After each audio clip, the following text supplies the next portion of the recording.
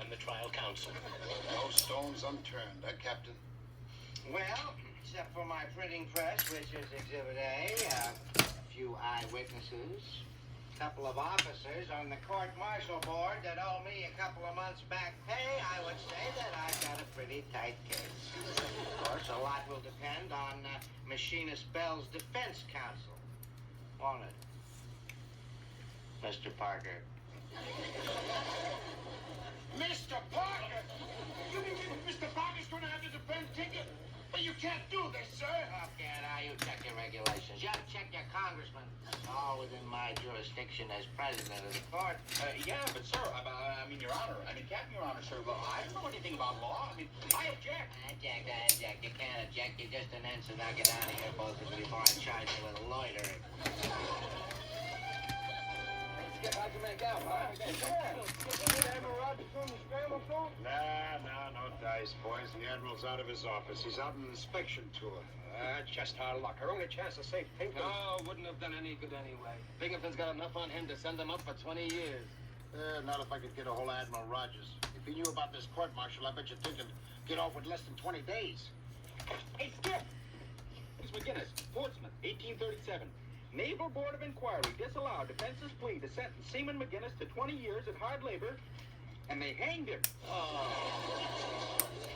They hanged him. That's not as good as 20 years. I'll own up.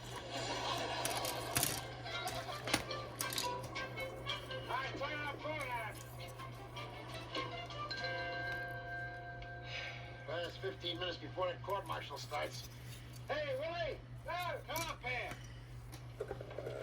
You contact Comfleet yet? Just signed off, Skip. Admiral Rogers still ain't back. But they said they'd give you a message the minute he does show up. Well, Chuck, I guess it's up to you. We gotta stall that court-martial until we can get a hold of Admiral Rogers. Good luck, Mr. Parker. We'll be rooting for you. So long, Skip. You mean so long, Tinker? Relax. Maybe the Admiral will come through just like the Skip says. Admiral, Schmadmiral. I wouldn't make Book and Tinker chances if we wait for him. Well, now, you got a better idea? It so happens I already have. It's 1,000 to one shot. I figure we gotta settle for any kind of odds we can get. Well, come on, Group. Let's hear it. Come on. All right. Remember that Jimmy Tack movie we saw last week? You mean the one where the mob switched murder weapons and the case was tossed out of court? Right. Now, who says we can't do the same thing? What are you talking about? First of all, we ain't got no murder, and then we ain't got no weapon. Think, Thimblebrain. Think. The only thing Binghamton's got to make his case stick is that printing press. Exhibit A. Oh, well, sure. Now, where are we going to find another press just like Binghamton's? Just so happens Admiral Rogers has one right in his office. James, this is a time for greatness. We either got to think big or let Tinker take the rap for us. Now, what do you say? I say it's a 2-hour trip each way, so let's get this floating bathtub cracking. Let's go! Christie, take the wheel. Ready? Get down there, fire up those engines. Now, please, here we come. At last, my own command.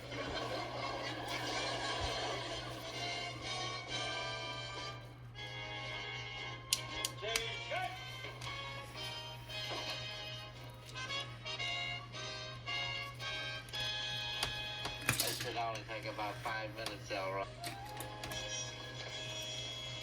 Remember, Chuck, you gotta stall till we hear from the Admiral. All right, order in the court. The court-martial will come to order. I object. Object to what? We haven't started yet. Oh, well, yes. Well, as a counsel for the defense, I move that this trial be postponed. Postpone the trial? What are you... When? Well, how about Easter? You see, the defendant's mother's a school teacher, and she can't fly here till vacation time. Vacation time? You tell her to save it and visit her son on the rock pile. Now, Sarah, shut up. We're ready for you now, Elroy. Get a load of Elroy. I can't stand him.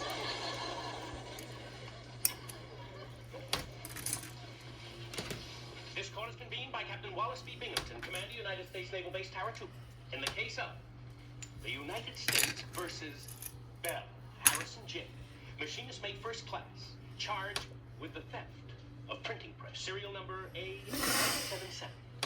Furthermore, it is additionally charged. Don't overplay your part, Lieutenant. Just call your first witness. We're going to call our first witness now. Will Captain Wallace Binghamton take the stand, please? Oh, that's me. Excuse me.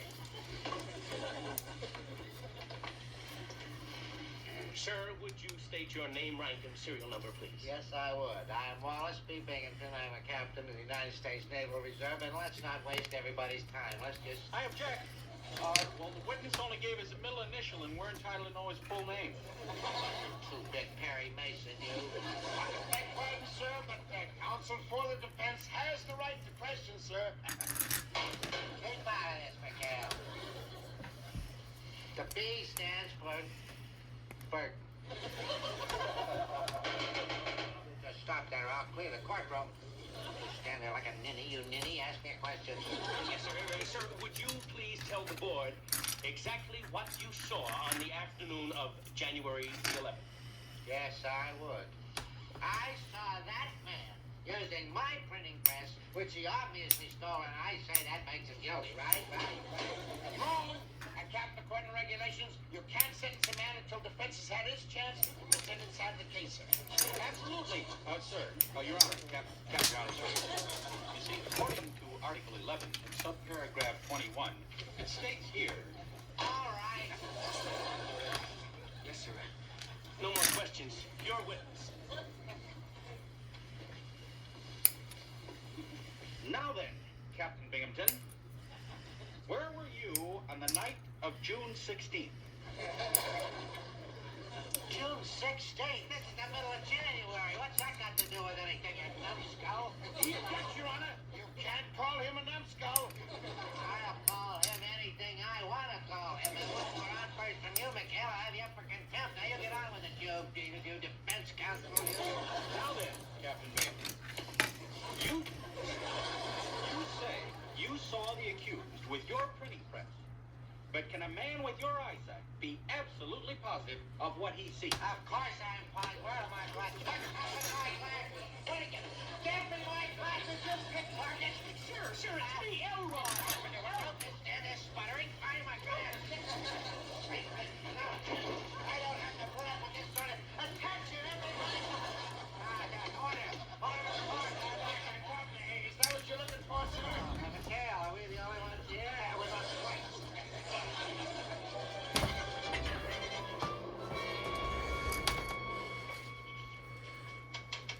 Maintenance crew to pick up the Admiral's printing press. All right, Len, step lively and grab it. Up, two. What's wrong with the press? Oh, time for the 10,000 word check. I've got to rotate the rollers, give her a loop job, change the ink plugs. Take care of yourself. I like a man that's alert.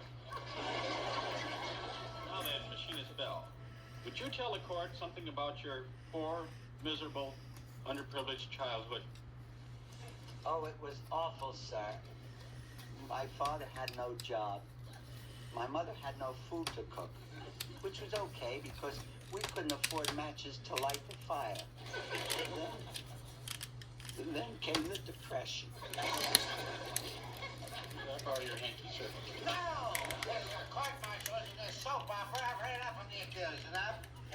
Dismissed. Well, sir, You stand back, Ensign. You touch my glasses again, I'll clobber you a good lick. You get your sob sister out of here. Yeah, come on, Sobby. Will the counsel for the defense call the next witness, or shall we just get on with the sentencing? No. We'll call a witness, sir. Mr. Parker requests permission to call Lieutenant Commander Quentin McHale. Refused. I object. All right, just don't pay attention to anything he says. He's a bigger thief than the other thief. Well, I'd watch my language if I were you, sir. Why, that statement could be construed as slander. I object. What are you objecting about? I was the man who was insulted. I've got a good mind to see my lawyer. That's a good idea, Skip. You ought to get it. Hey, that's me. Look, if it's an open and shut case, I can get you $100,000. This is the most ridiculous thing I've ever heard of in my life. Well, how about $50,000? All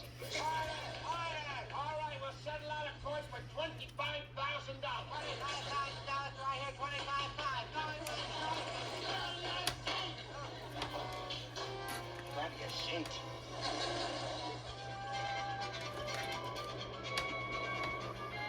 And I've always found Machinist Mate Bell to be not only loyal and honest, but a dedicated and devoted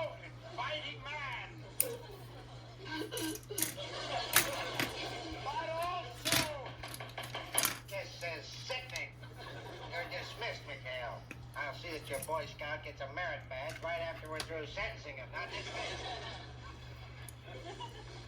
Let's vote. I say he's guilty. Chuck, we still need time. Call Lieutenant Marshall. Lieutenant Marshal. Call Lieutenant Marshall. Guess what? We're gonna call Lieutenant Marshal. Lieutenant Marshal!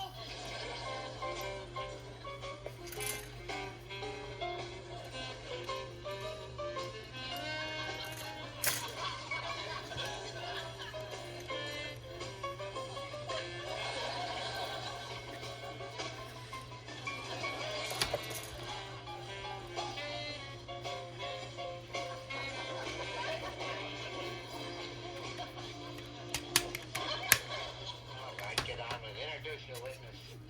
Oh, Lieutenant Marshal, this is Wally Binghamton. Wally, I'd like to meet Lieutenant Marshal. I could just scream. Are you sure this thing's gonna work, Gruber? Scott, how else can we clear the courtroom to make the switch? Birch, are you ready? All set. Beautiful. All right, men, get ready for battle. Willie, you make it the kamikazes. Christy, grind out that siren. Cap, hit that 50.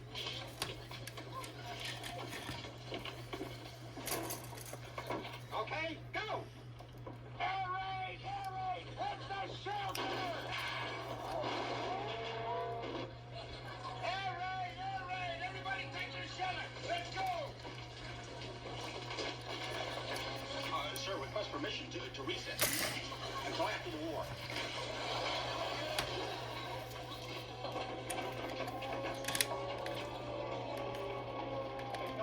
Hey, that's funny. I don't see any plane. What? Hey, you need glasses. Hey, see me at 6 in the morning. Let's go.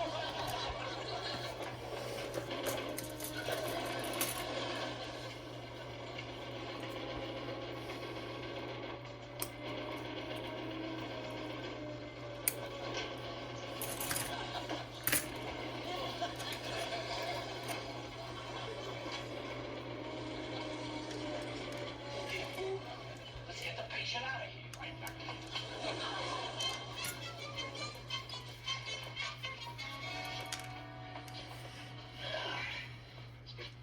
Hey, we've been out knocking a few holes in the captain's airtight alibi. Huh? Order! Order!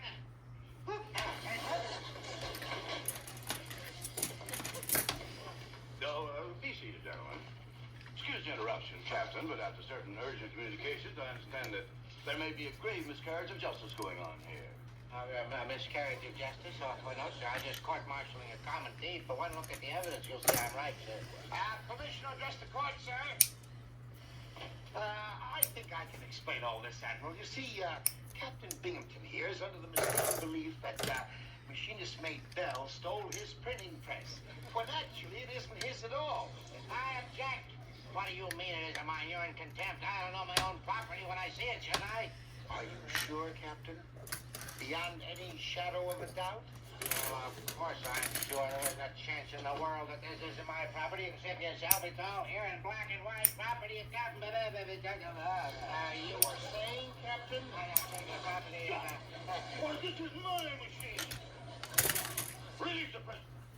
Well, Binghamton, if you ask me, we have the wrong thief on trial. Surprised at you, Captain. I'm a little shook up myself. You've got to come up with some answers fast, or the next court-martial you hold will be your own. Don't you worry about a thing, sir. If we come up with the right kind of retainer, I'm sure Mr. Parker will be glad to handle your case, sir. All right, Captain. I think we can squeeze it in.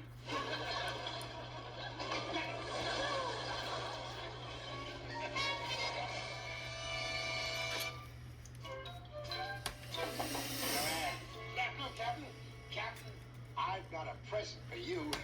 It's something Tinkerbell found on the beach this morning. I'm always wary of sneaks bearing gifts. What is it? Come on, Captain. Wait a minute. Here. Come on in, boys. Bring it right in here. Wait till you see this thing. Huh? Property of Captain Binghamton. That's my printing press. I've got you red-handed right now. You're under arrest.